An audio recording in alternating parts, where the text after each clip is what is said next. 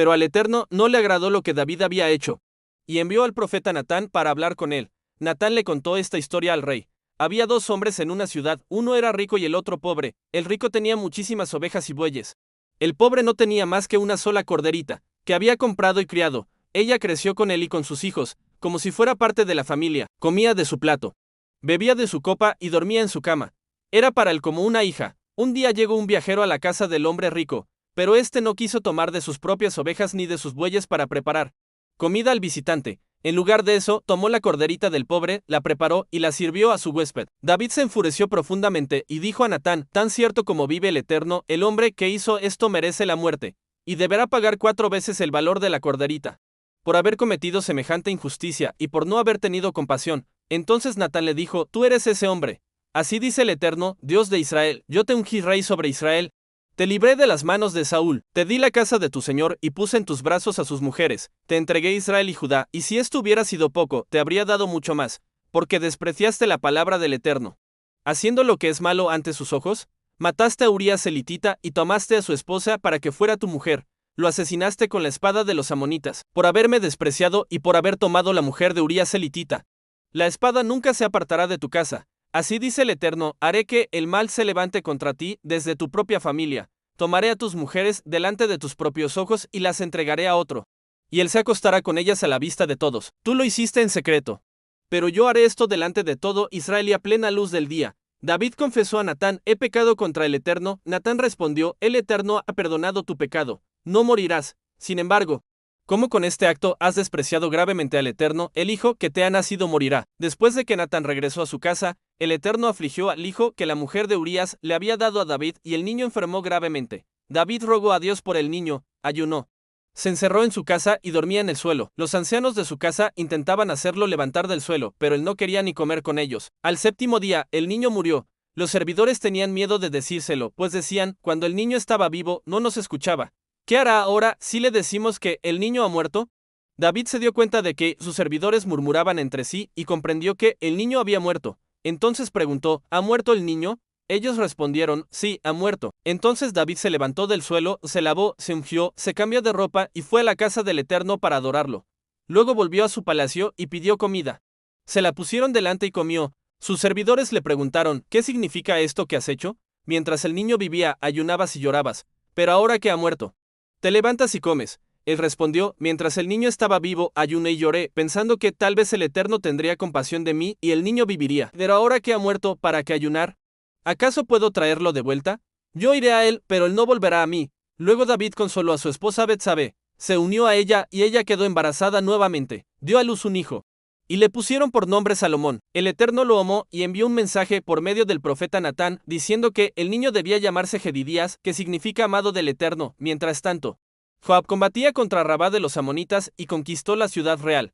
Envió mensajeros a David para decirle: he atacado Rabá y he tomado el control del depósito de agua. Reúne ahora al resto del ejército, acampa contra la ciudad y conquístala tú mismo, para que no sea yo quien la conquiste y se me atribuya el honor. David reunió a todo el ejército, fue a Rabá, la atacó y la conquistó. Tomó la corona del rey de la ciudad, que era muy pesada por el oro y las piedras preciosas, y la colocaron sobre la cabeza de David. También se llevaron un enorme botín de la ciudad. David sacó a los habitantes de la ciudad y los sometió a trabajos forzados con sierras, picos y hachas, y a la fabricación de ladrillos. Hizo lo mismo con todas las ciudades de los amonitas. Después de eso, David regresó a Jerusalén con todo el ejército. Al cabo de un año, en la época en que los reyes solían salir a la guerra, David envió a Joab con sus oficiales y con todo Israel para destruir por completo a los amonitas. Cercaron la ciudad de Rabá, pero David se quedó en Jerusalén. Una tarde, David se levantó de su descanso y salió a pasear por la azotea del palacio. Desde allí vio a una mujer que se estaba bañando. Era muy hermosa. David preguntó quién era y le dijeron: es Betsabé, hija de Eliam, esposa de Urías elitita. Entonces David mandó traerla. Cuando ella llegó, David se acostó con ella. Esto ocurrió después de que ella se había purificado de su menstruación. Luego regresó a su casa y tiempo después se dio cuenta de que estaba embarazada. Entonces Betsabé envió este mensaje a David: estoy embarazada. David mandó decir a Joab: envíame a Urías elitita, y Joab se lo envió. Cuando Urías llegó, David le preguntó cómo estaba Joab, cómo iban las tropas y cómo se desarrollaba la guerra. Luego le dijo: vuelve a tu casa, báñate y descansa. Después de que Urías salió del palacio, el rey mandó a alguien a seguirlo, pero Urías no fue a su casa. Esa noche durmió a la entrada del palacio, junto con los servidores del rey, cuando informaron a David que Urías no había ido a su casa. Le preguntó, ¿no acabas de regresar de un largo viaje? ¿Por qué no fuiste a tu casa? Urías respondió, el arca, Israel y Judá permanecen en tiendas. Mi señor Joab y los siervos de mi señor están acampados en campo abierto. ¿Cómo podría yo ir a mi casa para comer, beber y dormir con mi esposa? Jamás haría algo así. David le dijo, quédate aquí hoy, y mañana te enviaré de regreso. Urías se quedó en Jerusalén ese día y el siguiente. David lo invitó a comer y beber, y lo embriagó, pero aquella noche Urías volvió a dormir con los servidores del rey y no fue a su casa. A la mañana siguiente, David escribió una carta a Joab y la envió por medio de Urías. En la carta decía, pongan a Urías en la parte más dura del combate y luego retírense de él, para que sea herido y muera. Joab, que mantenía el asedio contra la ciudad, colocó a Urías en el lugar donde sabía que los enemigos combatían con más fuerza. Cuando los defensores de la ciudad salieron a atacar a Joab, algunos soldados de David murieron, entre ellos Urías elitita. Joab envió a David un informe detallado y ordenó al mensajero, cuando termines de contarle todo al rey, si se enfurece y te pregunta por qué se acercaron tanto a la ciudad y si no sabían que desde el muro les dispararían, entonces dile, también tu siervo Urías elitita muerto. El mensajero llegó a Jerusalén y contó a David todo lo que Joab le había mandado decir. Dijo, el enemigo era más fuerte que nosotros. Salieron contra nosotros al campo abierto, pero los hicimos retroceder hasta las puertas de la ciudad. Luego, los arqueros dispararon desde el muro y murieron 18 soldados del rey. Cuando el mensajero terminó el informe, David se enfureció contra Joab y descargó su ira sobre el mensajero. ¿Por qué se acercaron tanto al muro? ¿No sabían que podían disparar desde arriba? ¿No recuerdan cómo Abimelec, hijo de Jerobal, murió en Tebes cuando una mujer le lanzó una piedra de molino desde el muro y le aplastó la cabeza? ¿Por qué se acercaron tanto al muro?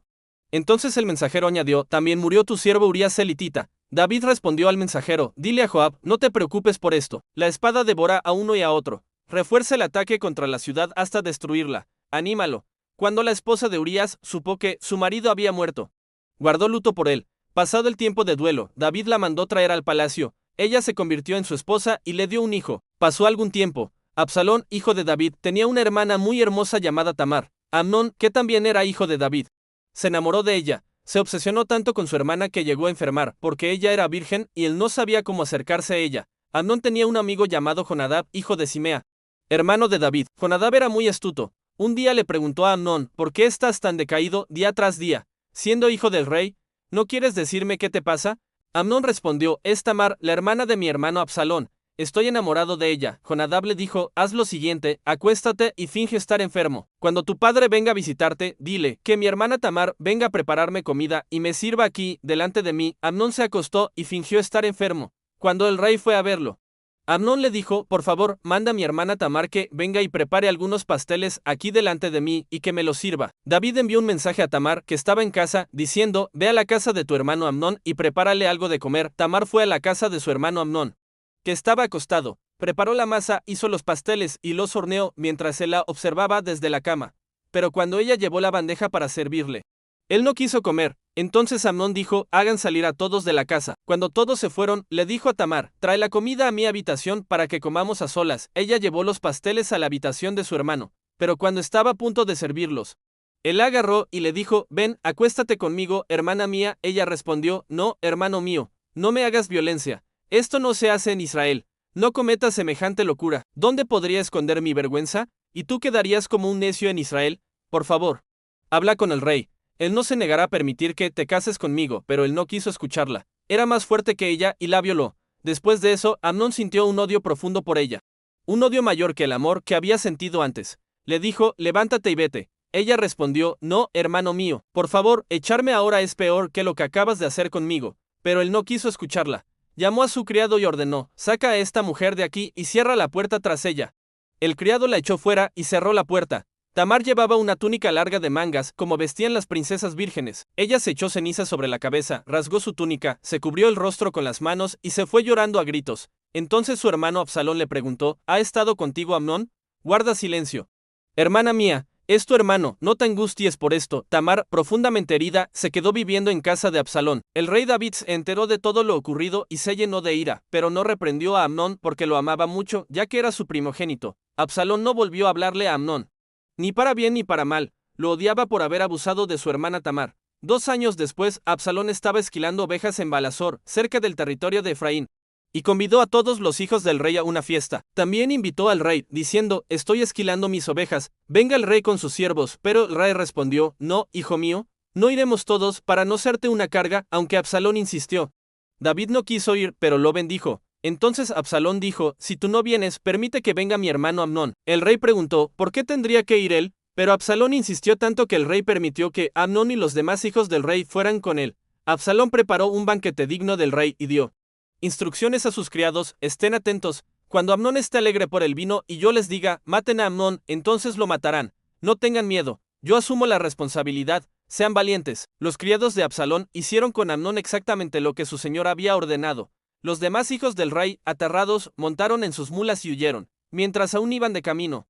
Llegó el rumor al rey: Absalón ha matado a todos los hijos del rey, no quedó ninguno con vida. El rey se levantó, rasgó sus vestiduras y se echó al suelo. Todos sus servidores hicieron lo mismo. Entonces Jonadab, hijo de Simea, hermano de David, dijo: mi señor no piense que han muerto todos los hijos del rey, solo Amnón ha muerto. Esto era algo que Absalón había decidido desde el día en que Amnón abusó de su hermana Tamar, así que no se alarme mi señor el rey, no han muerto todos, solo Amnón. Mientras tanto, Absalón huyó. El centinela miró y vio mucha gente que venía por el camino de Horonaim, por la ladera del monte, y avisó al rey. Jonadab dijo entonces: ahí vienen los hijos del rey. Tal como dije, apenas terminó de hablar, los hijos del rey llegaron llorando amargamente. El rey y todos sus servidores lloraron con ellos. David estuvo de luto durante mucho tiempo por la muerte de su hijo. Después de huir, Absalón se refugió junto a Talmai, hijo de Amiud, rey de Gesur, y permaneció allí 3 años. Con el tiempo, el rey David dejó de perseguir a Absalón, porque ya se había consolado por la muerte de Amnón. Joab, hijo de Zeruya, se dio cuenta de que el corazón del rey seguía inclinado hacia Absalón. Entonces mandó traer a una mujer sabia que vivía en Tecoa y le dio instrucciones, diciendo: finge que estás de luto, vístete de negro, no te arregles el cabello y aparenta llevar mucho tiempo llorando la muerte de un ser querido. Luego ve a hablar con el rey. Joab le explicó exactamente lo que debía decir. La mujer se presentó ante el rey, se postró rostro en tierra y dijo: oh rey, ayúdame. El rey preguntó: ¿qué te sucede? Ella respondió: soy viuda, mi esposo murió, tenía 2 hijos y un día ambos pelearon en el campo. No había nadie cerca para separarlos, y uno hirió al otro y lo mató. Ahora toda la familia se ha levantado contra mí, exigiendo que entregue al hijo que quedó vivo para que lo ejecuten por haber matado a su hermano. Quieren apagar la última chispa de vida que me queda. Si eso ocurre, no quedará nada del nombre de mi esposo sobre la tierra. Luego añadió: por eso me atreví a hablar con el rey, mi señor. Están destruyendo mi vida y tengo miedo. Pensé: hablaré con el rey. Tal vez él haga algo. Cuando el rey sepa lo que ocurre, intervendrá y me librará del abusador que quiere acabar conmigo, con mi hijo y con la herencia que Dios nos dio. Como su sierva, pensé: lo que el rey, mi señor, decida pondrá fin a este asunto, porque mi señor es como un ángel de Dios, capaz de discernir entre el bien y el mal. Que el Eterno esté con usted. El rey dijo: vuelve a tu casa, yo me encargaré de este asunto. La mujer de Tecoa respondió: que la culpa recaiga sobre mí y sobre la casa de mi padre. El rey y su trono quedan libres de toda responsabilidad. El rey añadió: si alguien vuelve a molestarte, tráelo ante mí y no volverá a inquietarte. Ella respondió: que el rey invoque el nombre del Eterno su Dios, para que el vengador de la sangre no destruya todo y no mate a mi hijo. El rey dijo: tan cierto como vive el Eterno, ni un solo cabello de la cabeza de tu hijo caerá a tierra. Entonces ella pidió: ¿puedo decir algo más a mi señor el rey? Él respondió: habla. La mujer dijo: ¿por qué? Entonces el rey ha pensado algo semejante contra el pueblo de Dios. Al pronunciar esta sentencia, el rey se condena a sí mismo, pues no permite que regrese su hijo desterrado. Todos moriremos algún día. Somos como agua derramada en la tierra que no puede recogerse. Pero Dios no quita la vida, al contrario, busca medios para que el desterrado no permanezca apartado. He venido a decir esto a mi señor el rey porque el pueblo me atemorizó. Pensé: hablaré con el rey. Tal vez él escuche a su sierva. El rey escuchará y librará a su sierva de la mano del hombre que quiere destruirnos a mí y a mi hijo de la herencia de Dios. Mi señor el rey es como un ángel de Dios, para discernir entre el bien y el mal. Que el Eterno su Dios esté con usted. El rey dijo: te haré una pregunta. Respóndeme con sinceridad. Ella respondió: que mi señor el rey hable. El rey preguntó: ¿no está Joab detrás de todo esto? La mujer respondió: por tu vida, mi señor el rey, nadie puede desviarse ni a derecha ni a izquierda delante de mi señor. Sí, fue tu siervo Joab quien me dio la orden y puso estas palabras en mi boca. Él hizo esto para cambiar el curso de las cosas. Pero mi señor es sabio como un ángel de Dios y sabe todo lo que sucede en la tierra. Entonces el rey dijo a Joab: está bien, haré lo que pides. ve y trae de regreso al joven Absalón. Joab se postró rostro en tierra, bendijo al rey y dijo: Hoy reconozco que he hallado gracia ante tus ojos, mi señor el rey, porque el rey ha concedido la petición de su siervo. Joab se levantó, fue a Gesur y trajo a Absalón a Jerusalén. Pero el rey dijo: que vuelva a su casa, pero que no se presente ante mí. Así Absalón volvió a su casa, pero no se le permitió ver el rostro del rey. En todo Israel no había hombre tan elogiado por su hermosura como Absalón. Desde la cabeza hasta los pies no había en él ningún defecto. Cuando se cortaba el cabello, lo hacía cada año.